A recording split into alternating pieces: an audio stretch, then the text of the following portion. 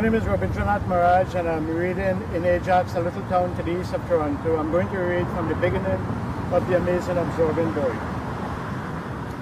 When my mother died 4 months after my 16th birthday, I felt that I had already received glimpses of all that would follow, like if I was once again sitting on a dusty, silvery asteroid.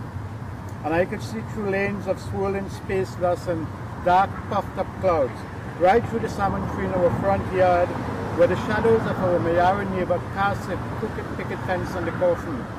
I could still make out Uncle Boise, looking funny in his black suit, staring again at the road as if in this replay my father would suddenly appear in a puff of sulphurous smoke. But my father was not Nightcrawler the teleporter, nor was I Dr. Manhattan who could see into the future.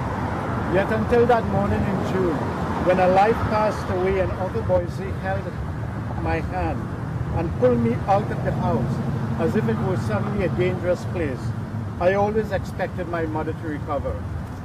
I say this even though she had been sick for the last 4 months with all her wavy hair falling out, so that instead of looking prettier than all of the Mayara women, she began to resemble the caged monkey inside the lighthouse rum shop. I held on to this faith even when she returned from the clinic in Rio Claro, walking so tiredly I had to support her into the house. When a few of the neighbors began whispering nonsense about Obi and Voodoo, when we both moved in with Uncle Boise and began to treat me more kindly than at any time before. I think my mother was responsible for these thoughts, because 3 weeks before she died, we returned to our house on Church Street, just a quarter mile from the beach.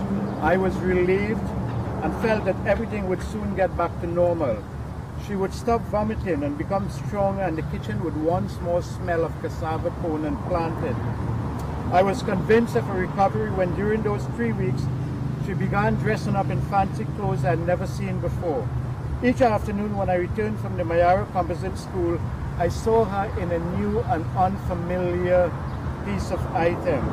They look expensive with sashes and collars and frilly hems.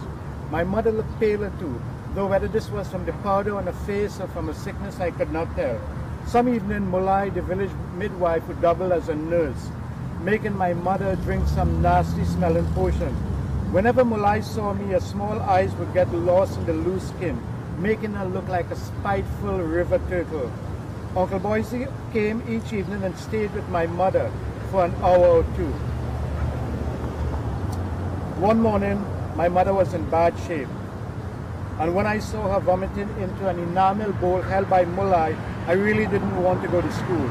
All day I thought of her, but in the afternoon she was dressed up even more than the last few days.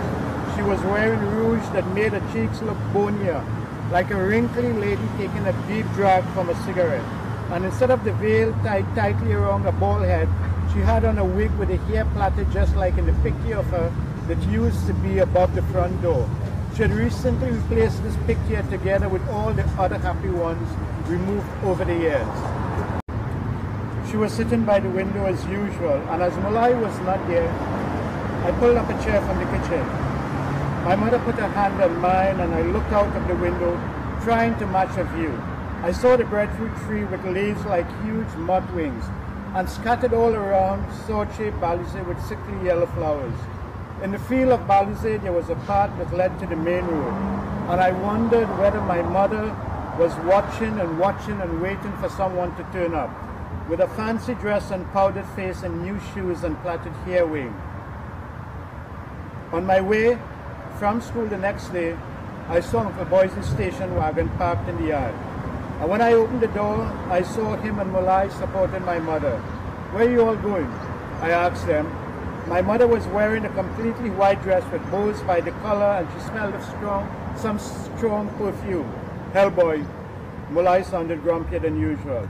I held my mother's arms and supported her to the steps and into the station wagon. Just before they pulled off, Uncle Boise, as if the question had now registered, said, "Your mother wanted to go to the cinema to look at the show. Could I come?" I asked them. My mother closed her eyes and leaned her head against the seat. Uncle Boise told me, "Better you stay home, boy. See about the house. You could come the next time." "You sure? Could I come the next time?" I asked. My mother's eyes opened weakly and she seemed to smile a little.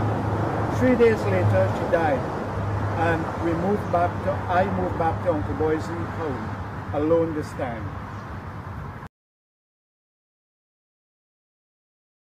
Recently, there have been 2 movie versions of the fairy tale Snow White. Prior to that, there were other movie versions of other fairy tales. So for this assignment, what I'd like you to do is you're going to write a story in which you are going to place a character from a fairy tale into a modern city with which you are familiar. You'd have to allow this character to experience as much as possible the conflicts stated in the original fairy tale, but with a modern twist and with contemporary characters. For instance, assuming that you choose Little Red Riding Hood, you could have her being stalked or harassed or manipulated by a bully or a politician or a pimp, somebody who is a version of the wolf. The book I'd like to recommend is called A Beggar's Garden by Michael Christie. He's a young BC writer, and it's a collection of linked short stories in which he deals with issues like homelessness and drug addiction and so on.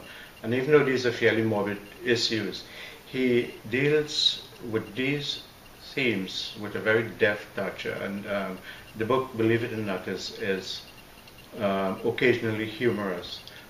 It's a very good book, I think, for young readers.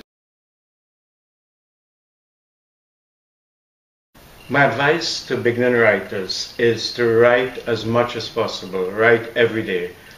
Forget about the quality of your writing in the beginning. Eventually, with practice, it's going to improve. The other thing I'd recommend, and this is probably more important, is that you have to adjust your vision. You have to see things as though you're seeing it for the first time.